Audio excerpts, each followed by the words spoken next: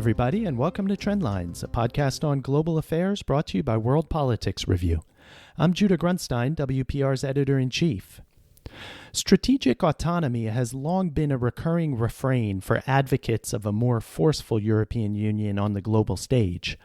Upon taking office in December 2019, European Commission President Ursula von der Leyen announced that hers would be a, quote, geopolitical commission, unquote. The sense of urgency has only grown since then. Ongoing tensions with Russia over its role in Eastern Europe and new ones with Turkey in the Eastern Mediterranean have called attention to the threats the EU faces in its own neighborhood.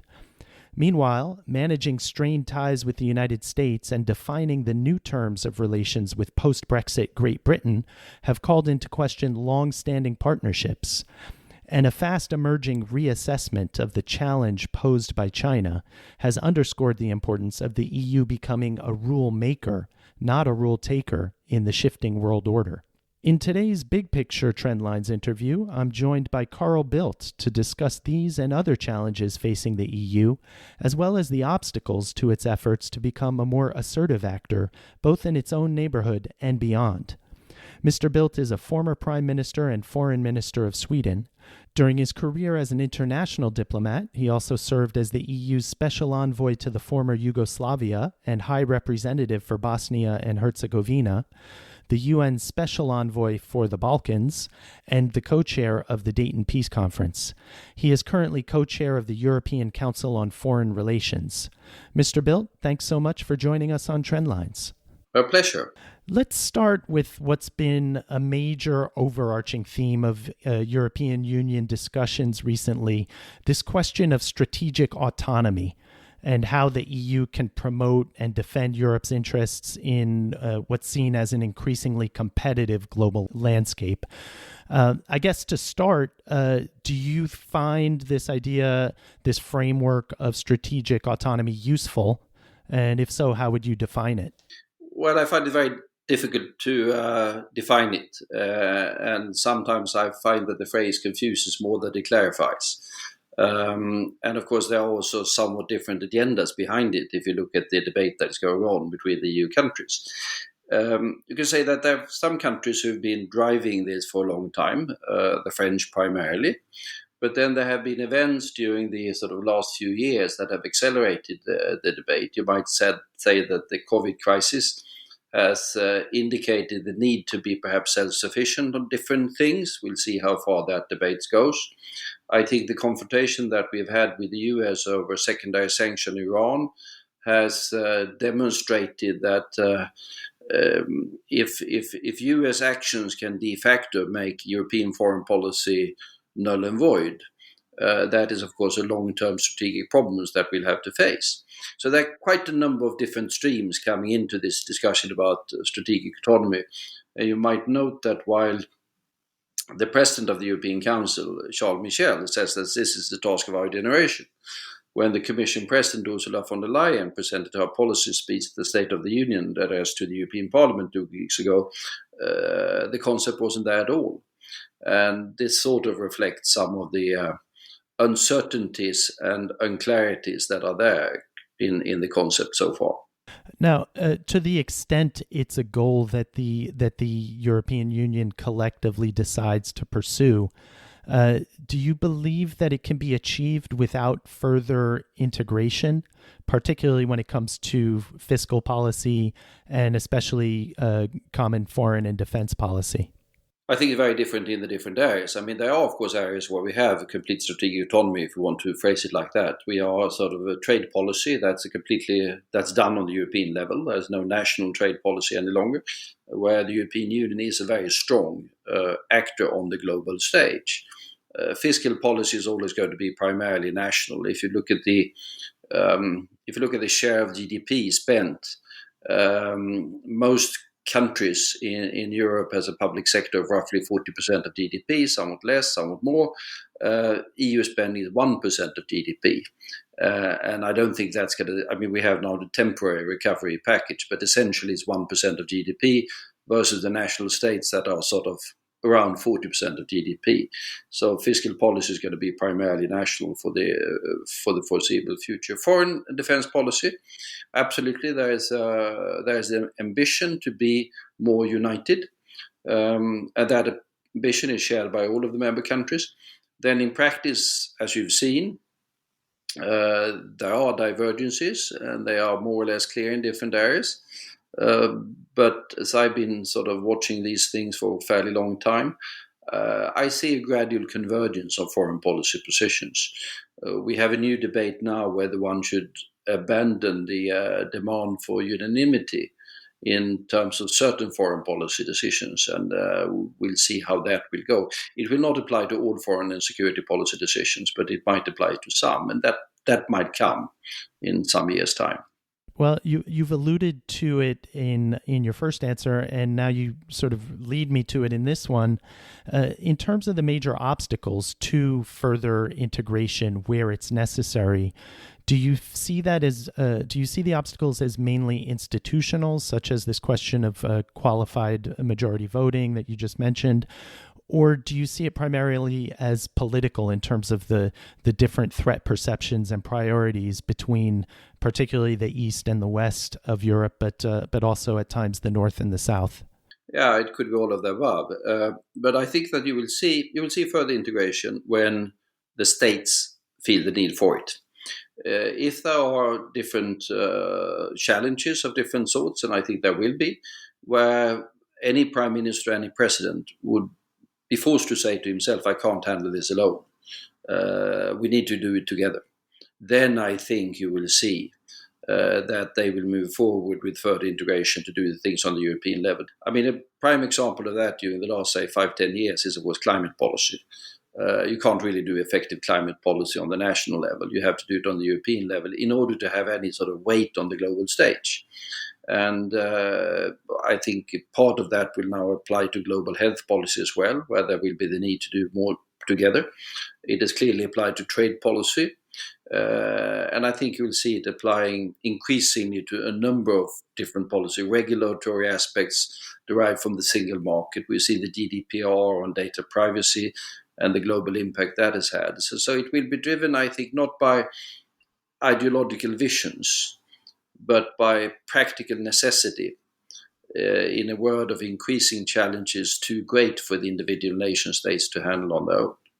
Now, getting to some of the specific policy debates and challenges that are going on these days, starting with the EU's immediate neighborhood. We've seen a lot of debate about how to manage relations with Russia and Turkey.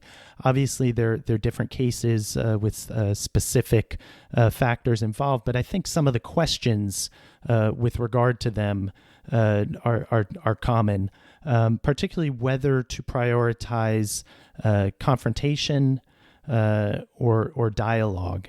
And I guess to start, what do you see the challenges that Russia and Turkey present to the EU, and we could take them separately.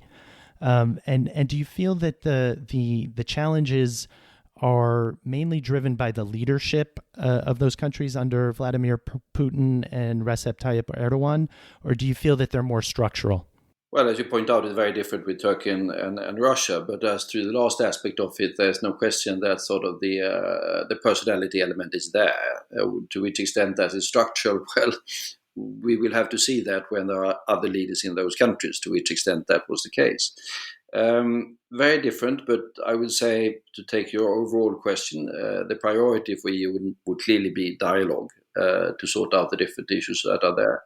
But what we've seen is also the difficulties of that. If you take the disagreement that we have with the Russians, it's essentially about what the Russians classify as their near abroad, where they claim some sort of right above the ordinary into the lives of what we consider sovereign countries, most notably, of course, Ukraine, with the annexation of Crimea and with aggression into eastern Ukraine, but also Georgia, where they have sort of recognized sort of parts of Georgia as independent states.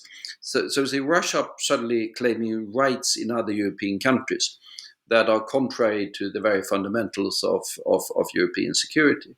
The main policies of the European Union on those issues has been to help those nations, notably Ukraine, which is the big one, but also, of course, to engage in dialogue, the Minsk process, primarily by the Germans and the French, so far, has to be said, with very little result, and then sanctions to back that up. Turkey, a more complex case. Turkey is an accession country, formally speaking. It did apply for membership of the European Union a long time ago. Negotiations were started in 2005. They've come to a standstill over quite a number of issues, human rights and the political development in Turkey primarily. So I think it's sort of off the table for the moment, but it's still there. The accession process hasn't been closed down, it's been frozen. And there have been significant agreements with Turkey, notably on the handling of refugees. We have a customs union, or they are, to be precise, part of the customs union of the European Union. So there's a very close trading relationships. But there has been an escalation of tensions in the last few months. Many of them related to the unsolved issue of Cyprus, which is really one of the great failures of diplomacy over the last sort of 30, 40, 50 years. And that division of Cyprus complicates the relationship quite a lot. Now, you mentioned both of those sticking points with Russia and Turkey. In light of that, and in light of what those countries might be willing to, or what they're demanding, essentially, and what the EU and EU member states would be willing to accept, what do you feel is a realistic objective when it comes to relations with both countries in the near term, and then eventually in the medium term beyond that? On the surface of it, it's not that difficult. If Russia was ready to implement the Minsk agreement on Ukraine, we would seek a solution to the issue of Crimea, somewhat more difficult, but those issues will have to be sorted out. And there are issues with Georgia as well. Respect for the borders, respect for the sovereignty, respect for the independence, respect for the rights of every individual European nations to choose the path it does choose to pursue. That's fundamental. And as long as Russia does not accept that, you will have that tension remaining. It has surfaced in Ukraine, in Georgia, as I mentioned. It could surface elsewhere as well if Russia doesn't accept these sort of very basic conditions of the European order and European security. On Turkey, well, there are numerous issues that has to do with Middle East, but let's concentrate on the more immediate bilateral issues. There are a number of issues between Greece and Turkey on the delimitation of continental shelves, of maritime borders, of economic zones. Extremely tricky in view of the geography. They can only be sorted out in bilateral talks between Greece and Turkey, or by taking the issues to the International Court at some point in time. Same applies to Cyprus, but with Cyprus it's added the issue, of course, of the division of the island. That is essentially the hands of the UN. And I noticed that Secretary General Guterres has now expressed the hope that there will be another attempt. There has to be first sub-elections on the Turkish part of Cyprus, that there will be another attempt to see if there's a possibility to get an agreement. Major attempts to get an agreement on the reunification of Cyprus has failed, notably in I think it was 2006 we had the Annan plan that was voted down by the Greek Cypriots, and the negotiations in Borgenstock, I think it was 2017, that failed also to a large extent because of the Greek Cypriots. But if those two issues can be sorted out, then there are a number of other issues, but those are the ones that are creating the most headaches at the moment. So if I'm hearing you correctly, you expect that what we're seeing now with regard to the EU's relations with Russia and Turkey, periodic tensions and sometimes heightened tensions, but for the most part, a status quo of continued dialogue through those tensions is what we can expect. Well, I would hope so. You never know about Russian politics. I would have thought that there would have been an interest in Russia in sorting out, but primarily the Donbass issue. It's a burden on Russia. There are no gains that I can see in this particular policy. But so far, the Russians have been fairly intransigent. And then, of course, it has been complicated by the Russian role in Belarus and in other places as well. And that has illustrated the basic contradiction that is there between the European Union upholding the rights of every nation to choose the path it wants to go, and Russia, who doesn't really accept that particular right in the countries that are more adjacent to Russia. So that's a more fundamental clash that we see there. Now, another big challenge that's playing out as we speak is the negotiations between the EU and the UK in terms of defining the terms of their relations and relationship after the end of this year when the transitional Brexit agreement expires. How do you see, particularly when it comes to these questions of foreign and defense policy, how do you see that relationship defined in an ideal world? What would be the best case scenario for the EU's relationship and interactions with the UK when it comes to some of these strategic questions that we've been talking about? Well, I fear that the ideal world is not available in the short term anyhow. I would have wished the issues of foreign and security policy to be on the negotiating table as well between the EU and the UK, but the UK has not been willing to talk about these issues. And let's see where we end up with what might be a fairly limited free trade agreement.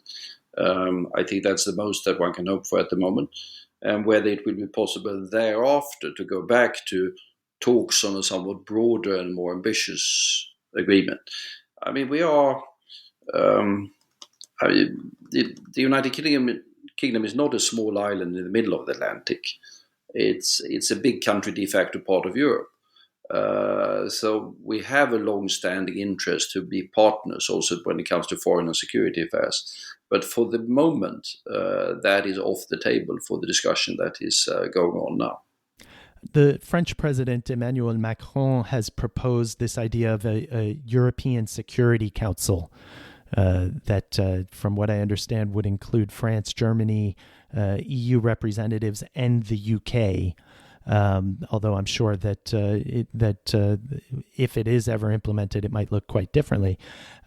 Do you see that as a practical or effective solution? And having the idea or the idea of having the UK sort of half in, half out, would that simplify or would that complicate the debates over the questions that we've been talking about?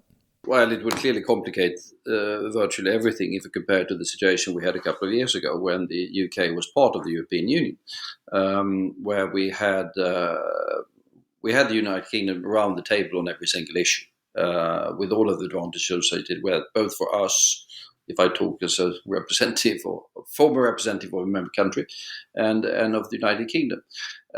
So any sort of solution of that sort will be a complicated one. The French do have a more elaborate defense relationship with the UK. They have also another initiative which is called the European Intervention Initiative that they have launched, which is a limited number of European countries, including the UK, which are developing their capabilities to do military interventions of some sort that are outside the structures of the European Union, but will have to be integrated the one way or the other into the other structures long term. We have other elements of more common European defense policies that are driven more by the Germans, that is exclusive for the EU countries.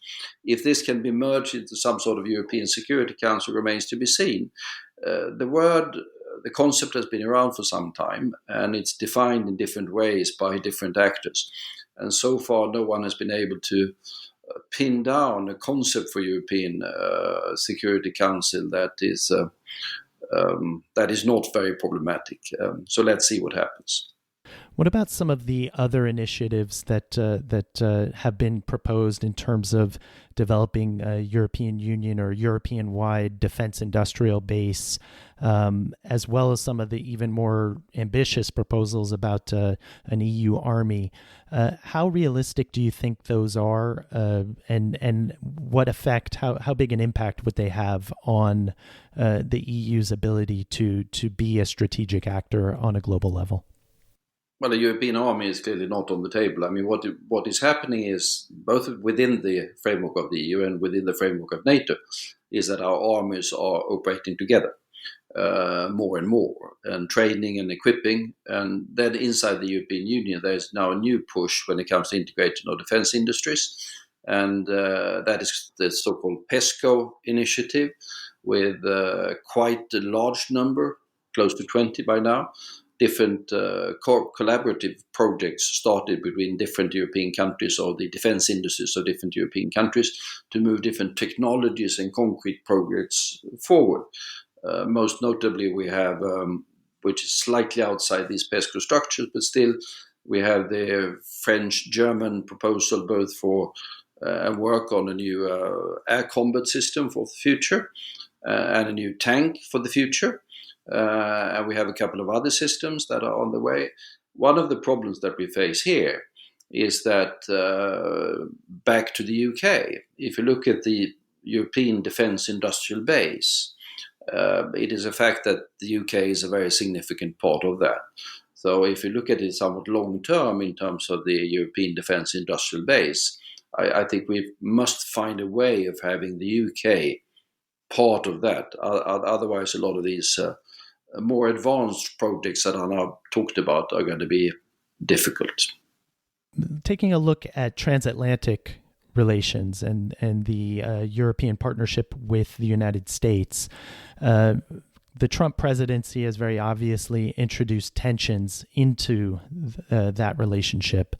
But in other ways, it's also served to highlight and exacerbate pre-existing divergences, whether it's priorities or perceptions or emphasis. What impact do you think another 4 years of a Trump presidency would have on transatlantic ties? If you ask around the European capitals these days about that issue, I think there's sort of sheer horror at that particular prospect, because the fear is that we would go fairly rapidly towards a transatlantic trade war. There's quite a lot of things that President Trump has been talking about that he wants to do in terms of the trade relationship with the European Union. And he hasn't been doing them for a number of things, or for a number of reasons, but they might be on the table. If you were to listen to Ambassador Bolton, who is after all a smart guy with some insight into these things, he's saying that he might even try to have leave NATO. I think that might be slightly exaggerated, but anyhow, there will be tension. Which are the intentions that are all long term in terms of Middle East policy from the American side under the President Trump administration? Further 4 years, we don't know. So there's an enormous uncertainty on what could be the effects of 4 more years of Trump administration. But as said, I mean that's a prospect that fills the ministries of Europe with horror that is they have even difficulties hiding, I think. Now, to what extent do you think these debates and discussions of European strategic autonomy have been fueled by this deterioration of ties, or the sense of a questioning of the U.S. commitment to Europe?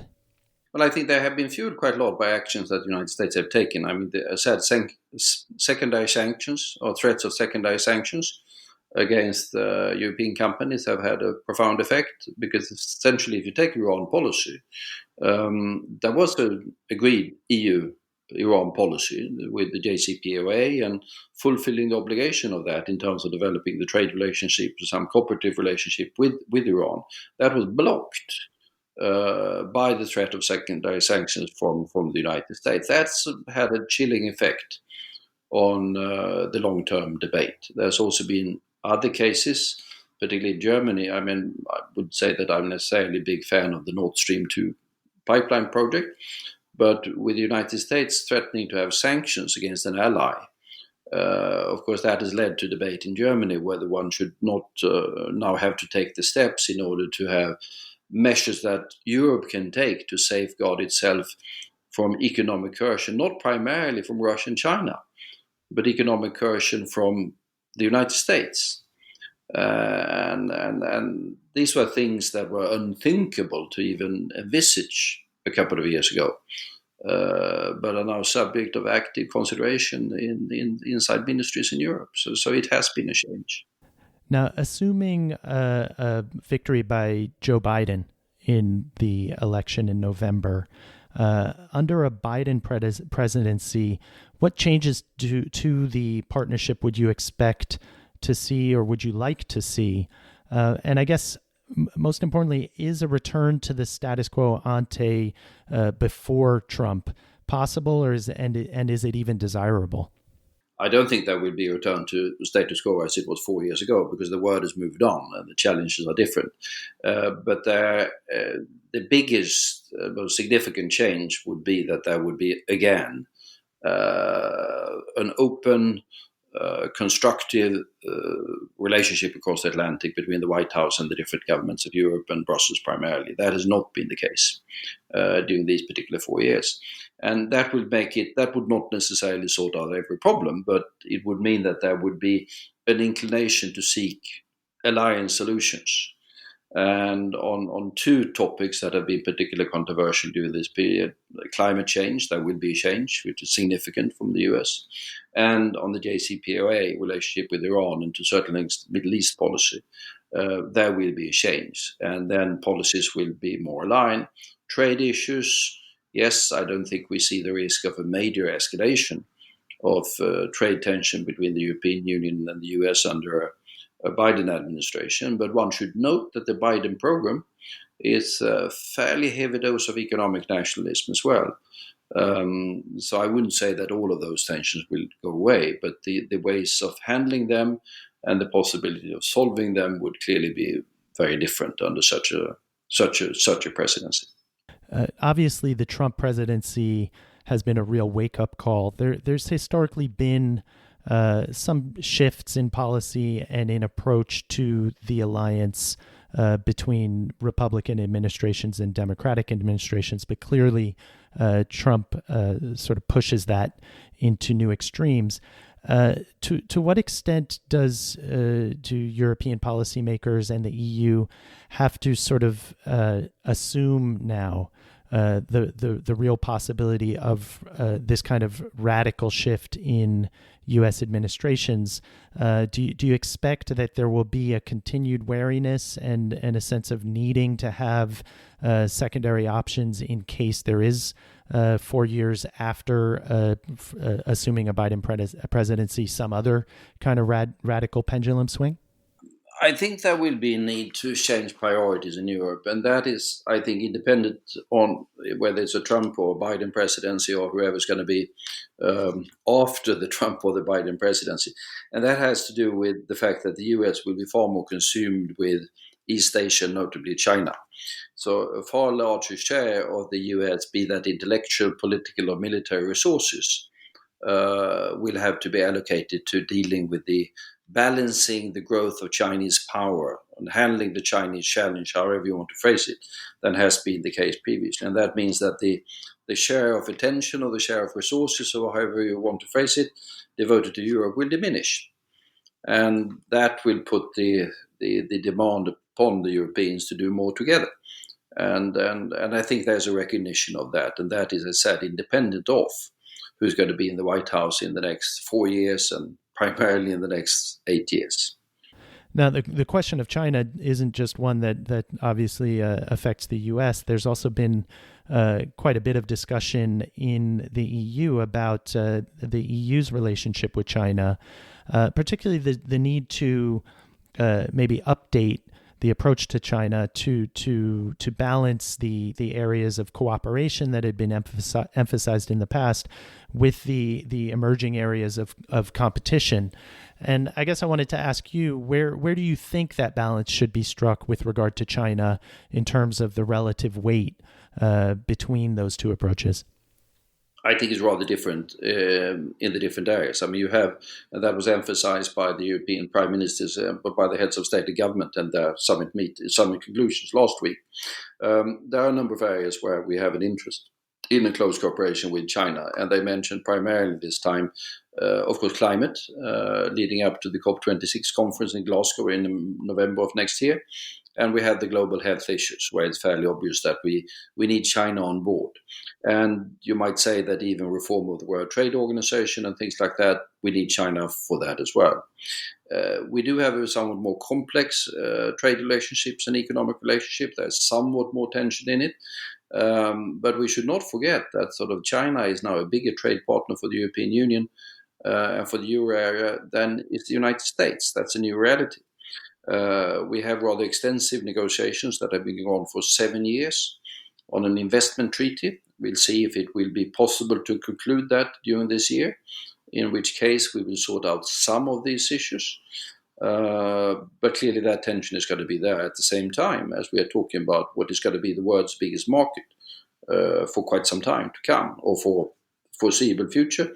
And according to the interest that European industry will have to be on that particular market. Then tensions notably on human rights issues. Hong Kong has been very much in focus. Xinjiang, Taiwan will be in the focus if there's further tension on that. So I think you will see, in addition to these issues of desirable cooperation, you will see also more tension building up on the more political issues in the dialogue. And that has been obvious also in the last two meetings that have been held video so far between the EU and China.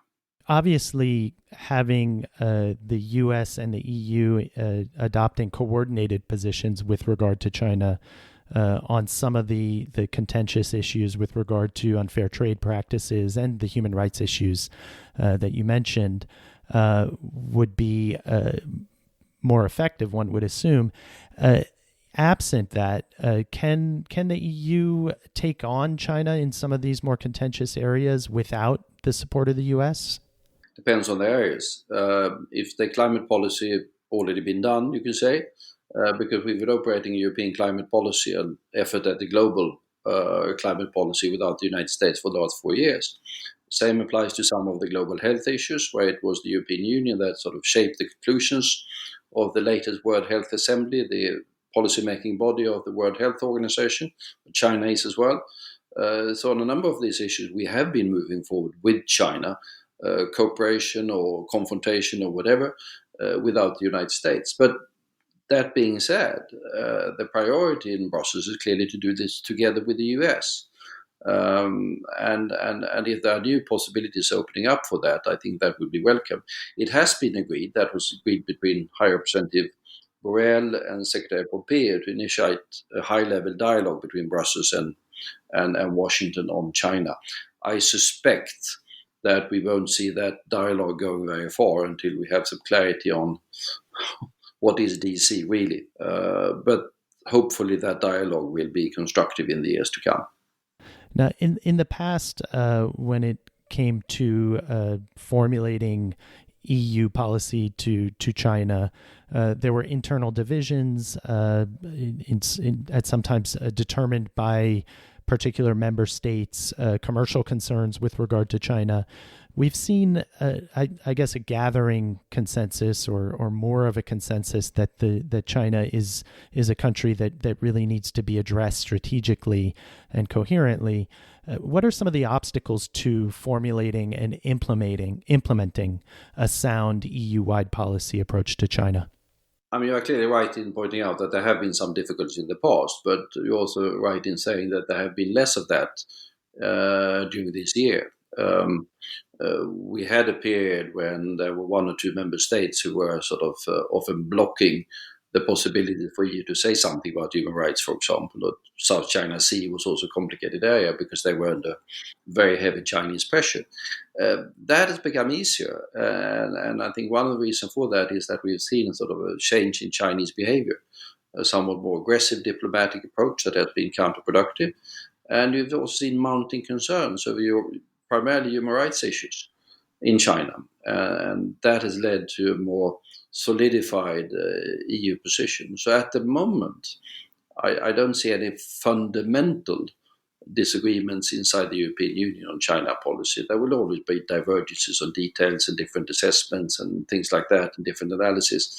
But that is not more than you would find inside the Beltway of Washington, I guess. And as the tensions between the U.S. and China have really begun to mount, there's been expressions of concern within the EU about becoming collateral damage or being caught in the middle. Obviously, the Trump administration, or visibly the Trump administration, has been putting a lot of pressure on allies around the world, but also in Europe, with regard to some of the tech questions, Huawei and 5G, among others.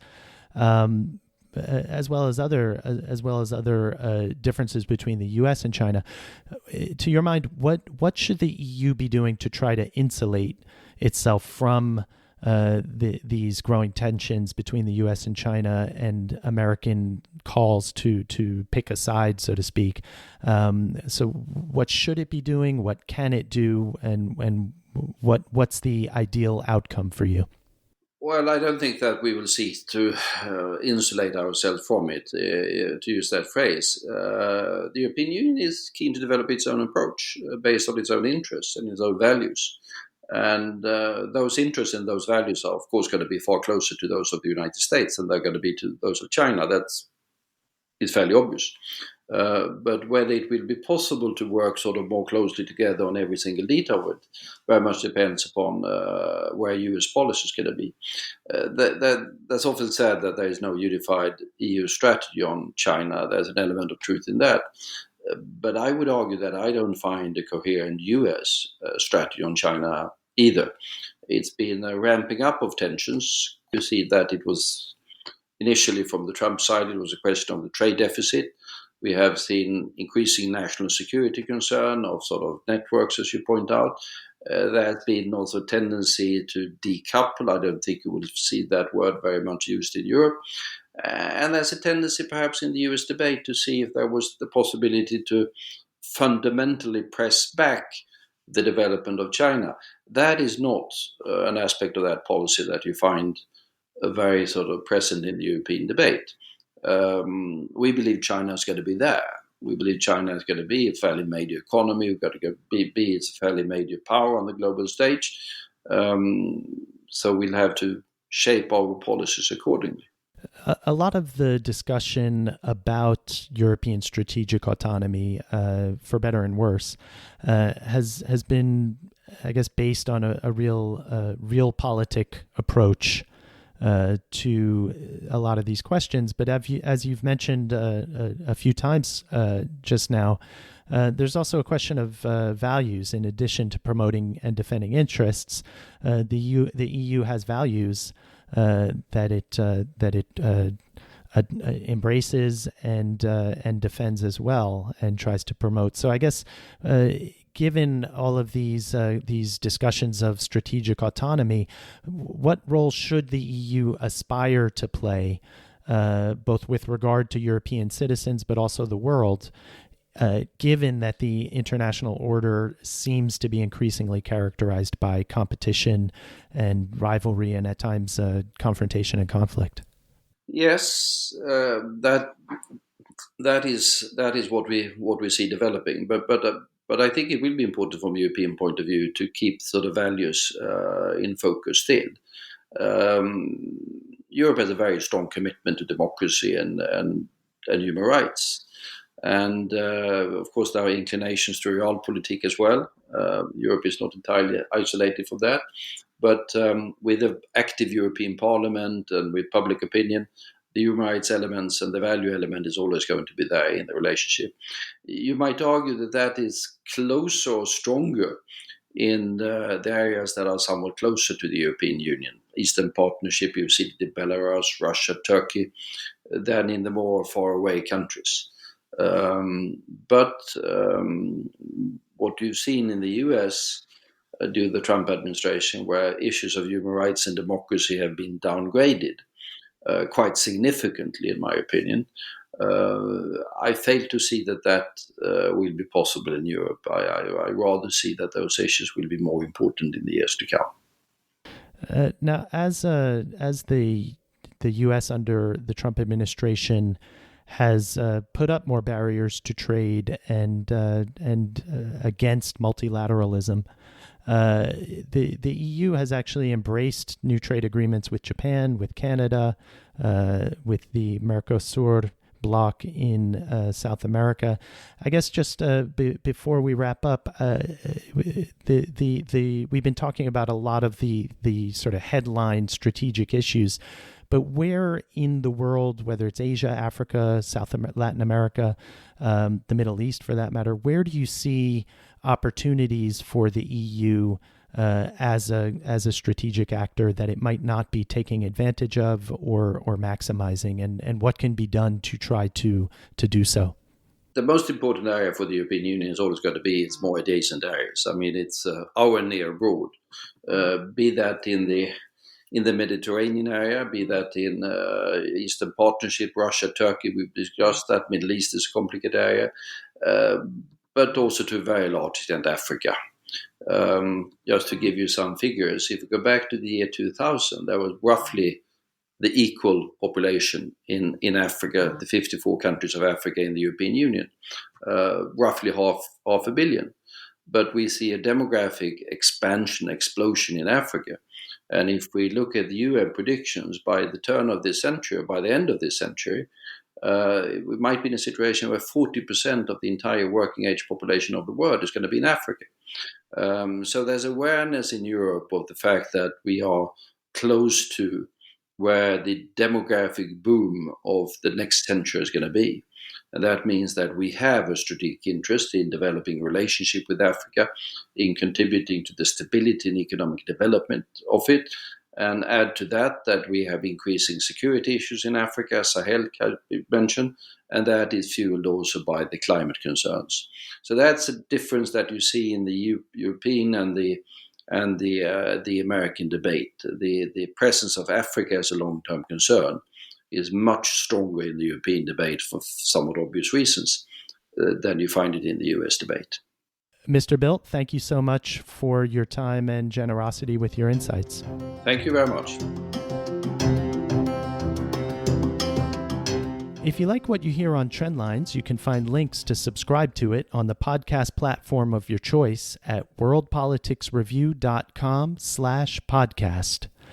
Trendlines is edited by Peter Dury. You can follow him and World Politics Review on Twitter. Thanks for listening, and tune in again next week.